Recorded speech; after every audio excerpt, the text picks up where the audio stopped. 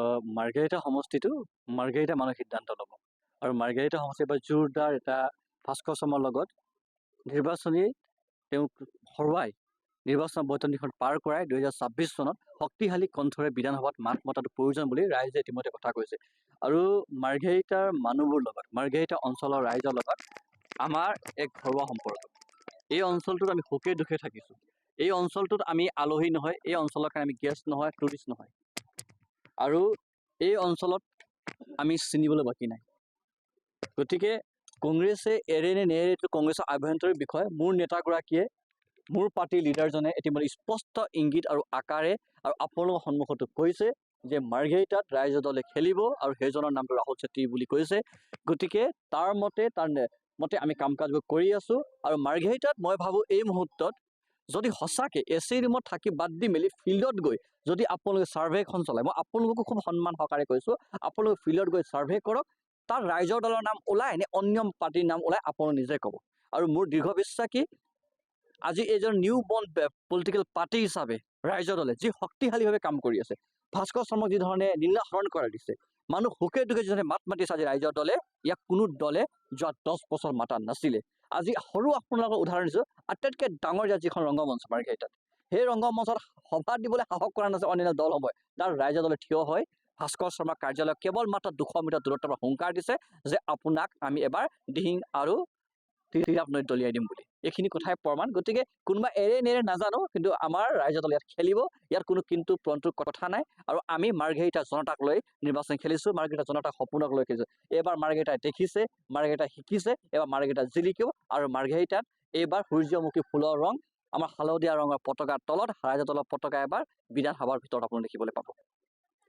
এজন বিধায়কৰ কথা এইদৰে ওলাই যে ধনে জনে বলে শক্তিশালী, আৰু ৰাইজ শক্তিশালী নহয়, উত্তৰটো সেইখিনিতে থাকে। তেওঁ ধনে জনে বলে শক্তিশালী, অথচ মাৰ্ঘেৰিটাৰ ৰাইজ ধনে জনে বলে শক্তিশালী হ'ব পৰা নাই।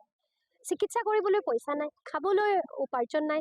ইয়াত কয়লাৰ খনি আছে, আমাৰ ল'ৰা ছোৱালীৰ সংস্থাপন নাই। বেংগলোৰ মুম্বাই যাব লগা হৈছে, পঢ়ুৱাবলৈ ভাল বিদ্যালয় নাই, শিক্ষা দিবলৈ ভাল কলেজ নাই, আমাৰ চিকিৎসা কৰিবলৈ চিকিৎসালয়ত একো ফেচিলিটিজ নাই। গতিকে ধনে জনে বলে যদি বিধায়ক এজনে সদায় শক্তিশালী হৈ থাকে, ৰাইজ শক্তিশালী কেতিয়া হ'ব? ৰাইজেতো প্ৰশ্নবোৰ সুধিব লাগিব নহয়, যে পকেট গৰম যদি এজন MLAৰ পকেটহে গৰম হৈ থাকে আৰু ৰাইজৰ পকেটবোৰ গৰম নহয়, মই পকেট গৰমটো এটা অসাংবিধানিক ভাষাতেই কৈছোঁ, আমিতো ৰাইজৰ পকেট গৰম হ'ব লাগিব ন। ৰাইজৰ পকেট গৰম হ'বলৈ হ'লে ৰাইজক হিতাধিকাৰীৰ আঁচনি নহয়, তাৰ লগত সংস্থাপন লাগিব, ইণ্ডাষ্ট্ৰিয়েলাইজেশ্যন লাগিব, ভাল শিক্ষা লাগিব, ভাল এণ্টাৰপ্ৰেনাৰশ্বিপ কৰিব পৰা ফেচিলিটিজ লাগিব। সেইবোৰ পাইছেনে ৰাইজে? গতিকে ধনে জনে বলে শক্তিশালী নেতাতকৈ আমি পৰিৱৰ্তনৰ কথা পাতিব লাগিব। কোনজন নেতা বিধানসভাত গ'লে আমাৰ সমস্যাবোৰ সমাধান হ'ব, কোনজন নেতা বিধানসভাত গ'লে আমাৰ সন্তান শক্তিশালী হ'ব। ধনে জনে বলে আমাৰ সন্তানে নিজৰ সপোনৰ গাড়ীখন কিনিব পাৰিব, ঘৰখন বনাব পাৰিব। কিন্তু ঘৰ বনোৱাটো বাদেই দিলোঁ, মাটিৰ ইমান ধনে জনে বলে শক্তিশালী নেতা আমাক কিয় লাগে? যদি মাটিৰ পট্টাটো লৈ দিব নোৱাৰে, তেওঁ কি কৰিলে ইমান দিনে? তেওঁ ইমান শক্তিৰে, সেই শক্তিটো ৰাইজৰ মাজত টকা বিলাই আমাক নালাগে, সেই শক্তিটো বিধানসভাৰ মজিয়াত লাগে। বিধানসভাৰ মজিয়াত শক্তিশালী নেতাজনে ক'ব পাৰিব লাগিছিল যে মোৰ সমষ্টিৰ ৰাইজক মাটিৰ পট্টা দিয়ক। ক'ব পাৰিলে? নোৱাৰিলে। তেওঁ ক'ব পাৰিব লাগিছিল যে মোৰ অঞ্চলৰ চিকিৎসালয়খনত ভাল চিকিৎসক দিয়ক, ICU দিয়ক, NICU দিয়ক, PICU দিয়ক, নিউৰ'চাৰ্জন দিয়ক, হাৰ্টৰ কাৰণে ট্ৰিটমেণ্ট কৰা ফেচিলিটিজ দিয়ক, মেচিনছ দিয়ক, MRI মেচিন দিয়ক। চব সৰু সৰু মেচিনছবিলাকেই নাই ইয়াত, ভাল চিকিৎসালয়ত বেদেই নাই ইয়াত। তেওঁ ক'ব পাৰিব লাগিছিল ভাল বিজ্ঞান শাখা খুলি দিয়ক, ভাল স্কুল কলেজ গোটাই দিয়ক, ইয়াত স্মল স্কেল ইণ্ডাষ্ট্ৰিজ গঢ়ি দিয়ক। যিজন বিধায়ক বিধানসভাৰ ভিতৰত আছেই নে নায়েই নে মাত এটা আমি শুনি নাপালোঁ, তেওঁ কেনেকৈ শক্তিশালী? ভিজা মেকুৰীৰ দৰে বিধানসভাৰ ভিতৰত আছেই নে নাই নে উপস্থিতি গম নোপোৱা ল'ৰা ছোৱালীজনক আমি কেনেকৈ মানুহজনক আমি শক্তিশালী বুলি কওঁ? আমি স্কুল এখনত গ'লোঁ, কোনজন ল'ৰা ছোৱালী ভাল বুলি কওঁ? যি টপৰকৈ উত্তৰ দিব পাৰে, যি কিবা এটা সুধিলে উত্তৰ দিব পাৰে, যি আহিছে নে নাই অহা লাষ্ট বেঞ্চত শুই আছে কিজানি আমি গমেই নাপাওঁ, সেইটো ল'ৰা ছোৱালীকটো ভাল ল'ৰা ছোৱালী বুলি কোৱা নহয়। গতিকে মই ভাবোঁ যে ৰাইজে গুৰুত্ব দি সমস্যাবোৰৰ কথাবোৰ ভাবিব লাগিব যে নিৰ্বাচনৰ আগত টকা বিলোৱাটো ৰাজনীতি নহয়। তাৰ কাৰণে লেজিছলেটিভ এছেম্বলি এখন নাই, তাৰ কাৰণে MLAৰ ফুল ফৰ্মটো কি? Member of legislative assembly. তেওঁৰ কামটো হ'ল লেজিছলেশ্যন বনোৱা, আইন প্ৰণয়ন কৰা। আইন প্ৰণয়ন কৰিবলৈ ভাস্কৰ শৰ্মাই বুজি পায়নে আইন কি? আইনৰ দফাবোৰৰ অৰ্থ কি? মাটিৰ পট্টা দিবলৈ হ'লে ৰাইজক মাটিৰ পট্টা কিদৰে লাগিব, কিদৰে আনিব লাগিব, তাৰ সাংবিধানিক ভিত্তি কি, কোন আইনৰ অধীনত কেছ কৰিব লাগিব, কিদৰে যুঁজিব লাগিব, ভাস্কৰ শৰ্মাই জানেনে? জানে বুলিতো আমি দেখা নাই। আমাৰ অখিল গগৈ জানে, চিঞৰি থাকে ভিতৰত। তেনেদৰে চিঞৰা আপোনালোকে দেখিছেনে? যদি নাই পৰা চিঞৰিব, যদি মাতেই ওলোৱা নাই, তেতিয়াহ'লে তেওঁৰ পকেট গৰম কৰাৰ পৰা মাৰ্ঘেৰিটা ৰাইজৰ সমস্যাবোৰ সমাধান হৈছে নেকি? যদি নাই হোৱা, তেতিয়াহ'লে সঁচা অৰ্থত সাহসেৰে শক্তিশালী নেতা এজন লাগে মাৰ্ঘেৰিটাবাসী ৰাইজক। সাহসেৰে মানে মানুহক দম দাদাগিৰি কৰি দিয়া সাহসটো নহয়, বিধানসভাৰ ভিতৰত আজুৰি আনিব পৰা, অধিকাৰবোৰ আজুৰিব পৰা সাহস। আৰু সেইটো সাহস ৰাহুল চেত্ৰীৰ আছে।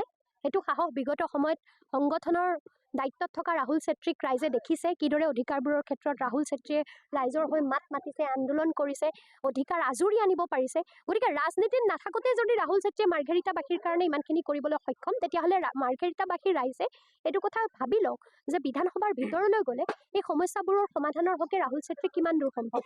গতিকে মই আশা কৰোঁ যে মাৰ্ঘেৰিটাৰ ৰাইজে এইবাৰ সমস্যাবোৰৰ কথা ভাবি ভোট দিব। পইচাৰ বাবেতো ৰাইজে ভোট নিদিয়ে। মাৰ্ঘেৰিটা সমষ্টিৰ ভূমিত আপুনি প্ৰথম পদক্ষেপ ভোট কৰক। আজি যিহেতু নিৰ্বাচন সমাগত, কি অনুভৱ কৰিছে? আপোনাৰ দলীয় মানে কাৰ্য কেনেকুৱা চলি আছে? যথেষ্ট ভাল। মই ৰাজনীতিত নথকাৰ সময়খিনিতো ৰাহুলৰ লগত মোৰ ভাল সম্পৰ্ক আছে। মই গম পাওঁ ৰাহুলে প্ৰত্যেকটো দিন খোৱা বাদ দি সেই ৰাইজৰ বাবে কাম কৰি গৈছে।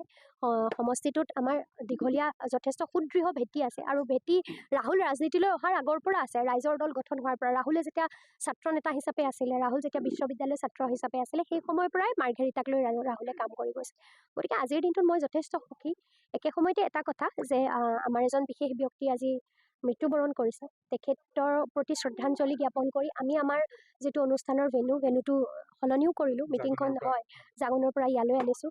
যিদৰে মিটিংখন আয়োজন কৰা হৈছিল, সেই ক্ষেত্ৰত আমি বহুত আচলতে কম কৰি দিছোঁ, কাৰণ তেখেতৰ মাৰ্ঘেৰিটাৰ প্ৰতি যথেষ্ট ত্যাগ আছে, অৱদান আছে।